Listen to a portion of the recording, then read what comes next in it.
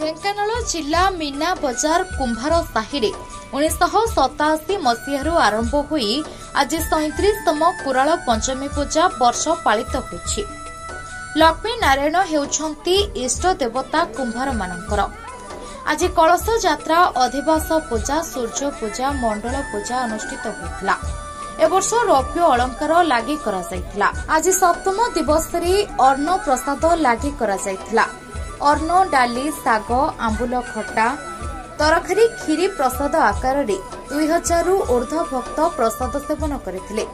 ପୂଜକ କାଳନ୍ତୀ, କର୍ତ୍ତା ସଦାନନ୍ଦ ବେହେରା, ସଭାପତି ଉଦୟନାଥ ବେହେରା, ସମ୍ପାଦକ ପ୍ରକାଶ ଚନ୍ଦ୍ର ବେହେରା ଓ କମିଟିର ସମସ୍ତ ସଦସ୍ୟଙ୍କ ଉପସ୍ଥିତିରେ ଏହି ପ୍ରସାଦ ସେବନ ଅନୁଷ୍ଠିତ ହୋଇଥିଲା।